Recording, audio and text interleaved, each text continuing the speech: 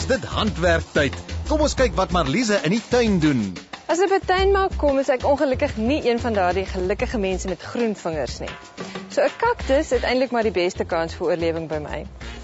Persoonlik hou ek van die eenvoud van 'n kaktusplant, maar ek voel altyd hy kort so ietsie. So hier is 'n oulike idee hoe jy jou eie houers kan maak wat hom net 'n bietjie meer oomf gee.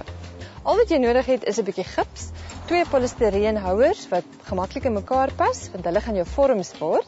Dan het jy ook 'n bietjie petroleum jelly nodig, poeierverf in 'n donker kleur, 'n bietjie water, 'n mengbak en 'n lepel.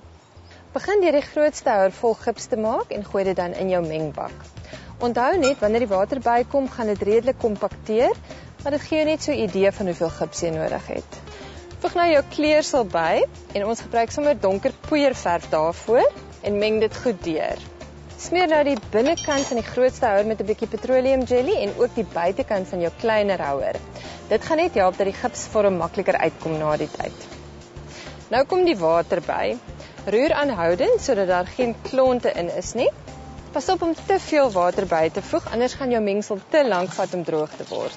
Terselfdertyd moet die mengsel nie te dik wees nie, want jy moet dit nog kan uitgooi. So ons mengsel is nou reg. Gee dit nou uit in die groter vorm, so ongeveer 3/4 vol, en sit dan die kleiner polistireenhouer in die middel, want dit gaan die holte vorm van jou gips vorm. En dit help altyd om iets swaars in die middel te sit, net om te verhoed dat hy nie weer opstoot na bo nie. Nou kan ons hom eers so 'n bietjie los om te stol. Ek dink is tyd vir 'n koppie koffie. Hey, dit lyk of hy goed gestol het. So nou kan ons net die buitenste deel wegbreek en dan die plantjie plant.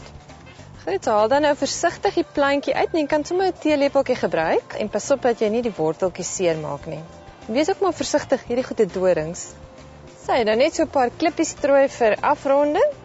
En kyk net hoe oulik.